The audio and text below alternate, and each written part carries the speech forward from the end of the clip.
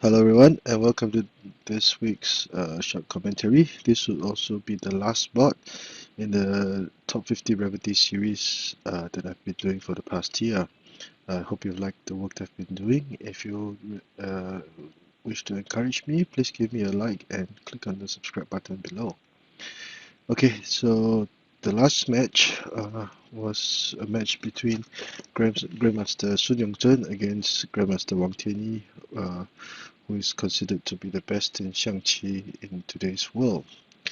To date, which is 2021, Grandmaster Wang Tianyi has been on the top of the scorers board for a very, very long time, and he has done it in a very respectable manner. So, without further ado, let us go start the game. Before the match, Grandmaster Wang Tianyi commented that before the match, he had a 3-win, 2-draw, and 1-loss record against Grandmaster Sun Yongzheng. But Grandmaster Sun Yongzheng had just won the Chinese National Xiangqi Championships in 2011, and he had won their latest encounter. So in the match, Grandmaster Sun Yongzheng started with the central cannon. Grandmaster Wang Tianyi chose to play p3+1, hoping to lead the game into a variation that he was very familiar with. And so far, its first three moves are perhaps the most commonly played moves.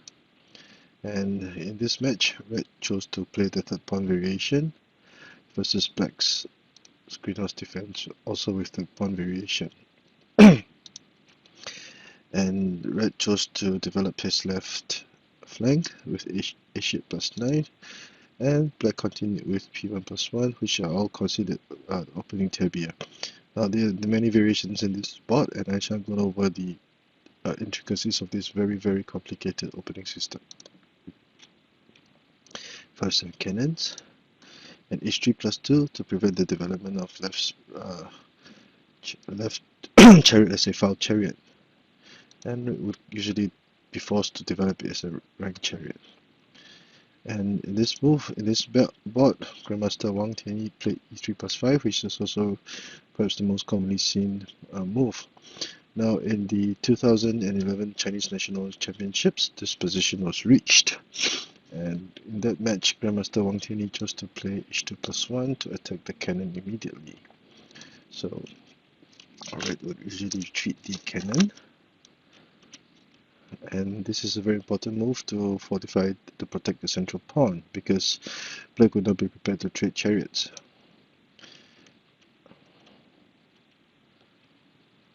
And since the rank chariot did not have any good lines of development, Red would choose to develop his chariot as a deferred foul chariot and move it across the river to attack this cannon, forcing the cannon away, threatening to target this chariot. And Red will play c7+1. Now this would be a complicated variation, pushing the pawn forward. And r1-1 would have been better, but in that match, c3-2 was played, and Red immediately traversed the cannon again. And Red would gain a significant advantage at this point in time. Red would eventually win the game. Now, c3-2 was not good. r1+r-1 to trade chariots would have been better. After trading chariots, Black would sacrifice material and to try to get a positional advantage, and Red will still have a very, very playable game. So this can be seen, this is a very complicated opening system. But so far in this match that we're talking about, Grandmaster Wang Tianyi played e3+5. And in this match, Red chose to be very aggressive with the h3+4 variation. This position was also reached in the 2012 National Individual Xiangqi Championships, and the colors were changed. Grandmaster Wang Tianyi took Red in the game and chose to play, instead of h3+4, he chose to play r2+6. again protecting the central pawn and developing the rank chariot to prevent to disallow black to play r1 equals to 4. Trade of chariots. So after trading chariots, the central cannon still cannot capture the black central pawn.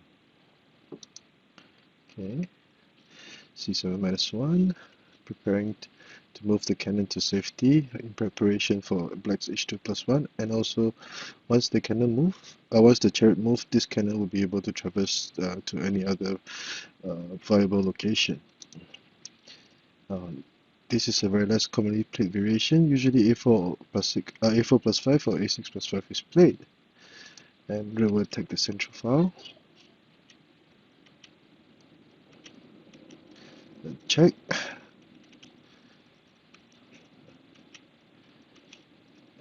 And since black was attacking the cannon, the horse will protect it, and red would move his king to safety. Oh, sorry, he will move his king out and try to attack the material here. So both colors will be trading blow for blow in a very complicated position over here. Unfortunately, in that game, black blundered later, and red's Wang Tianyi, and the match would win. But in this match, h3 plus 4 was played, which is another very complicated situation.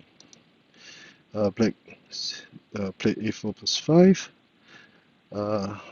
and was prepared to move r1 equals to 4. He could still play r1 plus 3 for another very commonly played variation in this situation. Okay, r1 plus 3, and black can continue with a6 plus 5, a4 plus 5. And red will still have a slight advantage. Back to the game. In that match, a4 plus 5 was played. Now, black would develop his left chariot to the rook file as planned. h4 plus 6 would not be a good idea, as black could consider countering with c plus 1, or simply p5 plus 1. In the magazine, p5 plus 1 was discussed. Now with p5 plus 1, the horse will now be prevented from playing h6 plus 4 to go for the elbow horse attack. Red tries to continue to develop this horse, but black will now push the cannon forward, preparing to deliver a check and capture the red chariot. Red will have none of it, and black will now develop his chariot to threaten the red horse. The red chariot will protect the horse, and again, red tries to gain a headhunter cannon by capturing the central red pawn. Capturing the edge pawn to threaten the red cannon, and red move both cannons across the river in a very proactive manner. And black will still take aim at this cannon. Red will develop his left horse. This cannon will be prepared to move to center, so that is why the red cannon blocked it. Switching targets, trading material. Red was leading his horses and prepared to attack. So it will be 1, 2, 3, 4. Black's 2 chariots, 1 horse, 1 cannon versus 1, 2, 3, 4. Red's 2 horse, 2 chariots in this situation, which will be approaching the end game. Threatening gain material. Trade of material. Again, trade of material, and it will be a draw. This match was played when in 2012. Red was Grandmaster Sun Yongzheng, black was another legendary player, Grandmaster Qiyi. So this was a very complicated game. Now in this match, h9 plus equals to 6 was developed. Black chose to capture the edge pawn to threaten the cannon. Red retreated the cannon, and black will continue piling pressure with c8 plus 5 to attack the cannon rank. In this match, red played very proactively by pushing his chariot across the river, preparing to play perhaps r6 equals to 8. c7 equals to 9 was also discussed in the magazine. H1 plus 3. As red would threaten the chariot and also the horse, forcing the horse to capture the cannon. And this would be quite a dull situation and most likely end in a draw. Perhaps that was why Grandmaster Sun Yongzheng did not want this to happen. He wanted to keep things complicated so that there would be chances for a win. And Black would still be able to hold his own in this situation. Now, this was another match that was played in 2009. Red was Master Li Xuesong and Black was Grandmaster Xu Yingchuan. So perhaps because of that game, in this match, Grandmaster Sun Yongzheng decided to be aggressive by pushing the chariot across the river, and Black countered. Grandmaster Wang Tianyi countered with c2 plus 4 for the pawn rank cannon to attack the central pawn. Now, according to Grandmaster Wang Tianyi himself, he had played this position in the past and he used the same move. It used to be an opening novelty at that time. Now, if Red continued to play r6 equals to 8, Black would be slightly better, and that match between Grandmaster Wang Tianyi and Grandmaster Huang Zhufeng ended in a draw. So Black continued with his old tactics, but Red did not go for x6 plus 8, r6 equals to 8 as planned. Now these were the moves that were given in r6 plus match. After trading cannons, Black would now develop his chariot. Another trade of material, and things would be looking very drawish. P1 plus 1.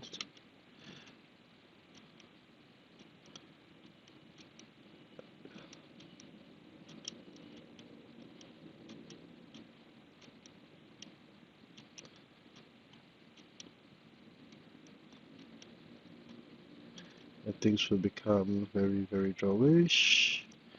And both colors will be pestering each other. In the end, this ended in a draw. Now P7 plus 1 was played in this match, and Black chose to capture it before playing r6 equals to 8. Because the red pawn had been pushed, Black will now be denied a chance to attack the central pawn. So he had to capture the edge pawn, and Red started his attack with his horse. Now this was a very complicated situation. Red would have 2 cannons, 1 horse, 1 pawn across in Red's territory, while Red would only have 1 chariot and 1 horse, but the horse was ready to go for the elbow horse position, and this flank was relatively empty. The central cannon was still taking aim at the central pawn, and it was a very complicated situation. So Black decided to play r1 equals to 4. Instead, in the magazine, this move was also analyzed because the line of thinking would be that Black would try to capture the central pawn if need be, to discourage the horse from moving away. So if the horse moved away, Black can counter with r8 equals to 6 to prevent the elbow horse, or he could also play a5 plus 6, and Black would still have a very playable game that will be attacking. Red went for the elbow horse, and Black made this move out of desperation. a5 plus 6 would not be an option at this point because the central cannon would now capture the central pawn as the advisor had blocked this horse. And the red horse would now retreat and go for the elbow horse in the other on the other flank. The horse would be like a very powerful dragon moving across the board. Black would have a hard time dealing with this situation, and that was why, instead of playing a5 plus 6, Grandmaster Wang Tianyi defended with r9 equals to 6, such that if the horse went for the elbow horse, Black could retreat the cannon to protect the horse. And to counter Red's aggression, red was given a excellent chance at this point in time, but he failed to capitalize on it. In the match, r8 minus 3 was played. Instead, red should have considered playing p3 plus 1. Now this move was given during postmortem analysis. By with p3 plus 1, black would capture the pawn, and the cannon will now be able to add extra leverage to this file, applying a lot of pressure over here. Black would choose to sacrifice, would rather sacrifice his pawn, attempting a sneak checkmate with r4 plus 9, forcing the advisor to move and block the horse at this point in time. Red would capture material, and although both colors would still be pestering each other, red would have the extra piece. So 1, 2, 3, 4, 5 versus 1, 2, 3, 4, 5 at this point in time. But red can be very optimistic because he would now prepare to attack the central pawn. Back to the game. This was a wasted opportunity. Red tried to limit the movement of this horse, perhaps to prevent h1 plus 3 before he would continue his attack. And it was this because red has blundered, not very obviously. Black immediately pounced on the chance to advance his chariot to attack. By moving the chariot here, he would now threaten this file, the cannon, prevent it from moving here, and also be able to move his king to safety should the elbow horse attack materialize. Now this was a very flashy sacrifice, and seeing that just in case you didn't know, if the cannon captured the chariot, it will be a checkmate, immediate checkmate. So r4 plus 8 was played, and red played p5 plus 1, but black simply moved the king to safety. Now by doing so, the horse will now not be able to threaten with the elbow horse, and this pawn would have prevented it from retreating. Red started to defend, forced to defend. a6 plus 5 is not viable because red would choose to trade chariots and attack this flank, sorry. Check. And as can be seen, black would now be prepared to checkmate with the iron ball checkmate r4 plus 1. So a6 plus 5 is not viable. r8 equals to 9 to capture the horse was also not viable. A check. A check. This would be a discovered attack. Black would now threaten to capture the cannon, move his cannon to safety, and also threaten to capture the chariot. Now if the red chariot captured this chariot, it will be an immediate attack. I'll show you. Okay, sorry. This will be an immediate check, and no matter what black moves, for example, capturing the cannon, black could now advance his chariot across the river, and the lack of an advisor would mean that black's chariots were very, very, very fearful, and there was an impending checkmate at any time possible because the king was now already out. So that was why r2 plus 2 is not viable. Black would then move his cannon to safety again. Since this chariot had already been forced back to the corner, and capturing the trade of the cannon, sorry. A check, and moving the cannon here will allow for black to threaten with a checkmate, and also prevent the red cannon from moving r5 equals to 4 and retreating to defend. A check. Red will have to defend in this manner. Now the intermediate check earlier, this one, would mean that if black tried to check red could still defend with alpha -4. But black would simply capture material, and it would be 1, 2, 3, 4 versus 1, 2, 3, 4. But the black would be prepared to trade chariots, etc. at any time. If red tried to go for the elbow horse, the black cannon would still be able to block it. So r8 equals 9 would not be possible. The best move would be a4 plus 5, as was played in the match. Now, black played a very brilliant move, which was also very subtle. By advancing the chariot, black could solve or resolve the issue of resolve this the issue of the red chariot applying a fork to the black horse and cannon at the same time. It would also compress the space that the red material had to move. And when all seemed lost, black was able to turn the tides in his favor with this very brilliant move. So, in the match, red blundered by accepting the sacrifice. Instead, he should have played a5 c5 plus 4. By playing c5 plus 4, black would be prevented from an eventual move of c6 plus 3.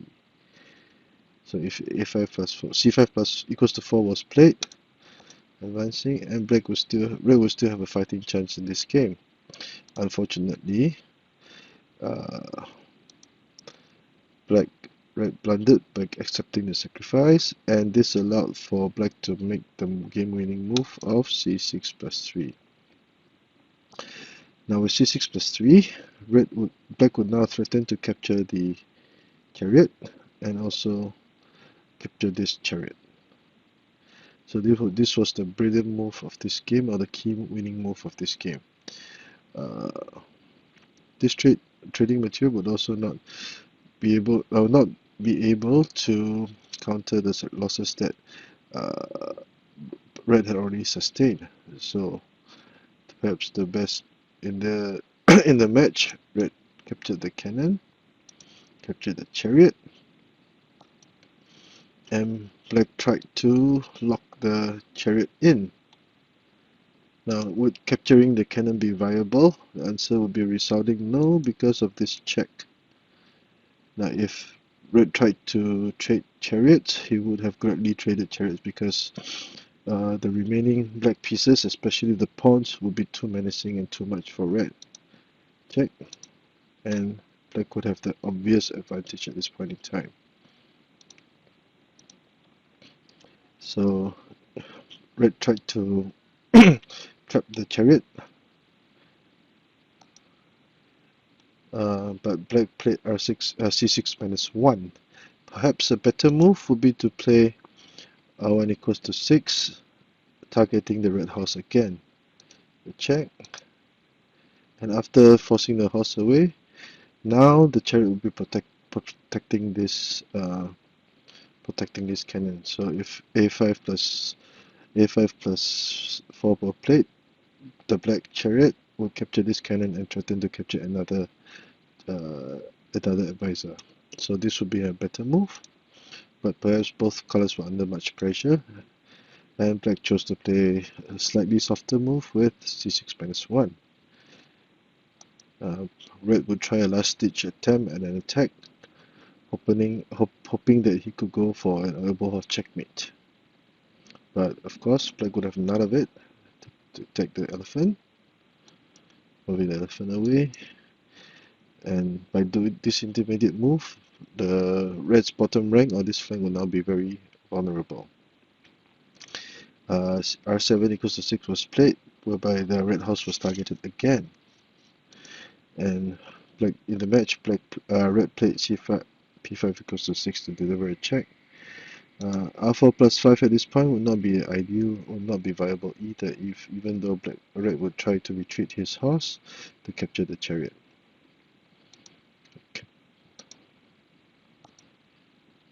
Black would simply capture the cannon by force, and after trading material, it will be I'll show you.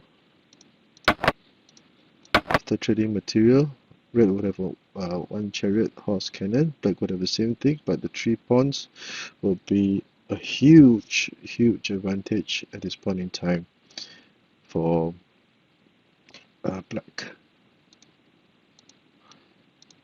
Okay. So p5 goes 6 was played. Black countered with p3 goes to 4, a very aggressive counter. Red tried to go for the elbow horse, but black played it safe and played r6 minus 5 to block the horse and allow his king to move to safety if need be. Seeing that things were hopeless now, red decided to resign. It is a very exciting game.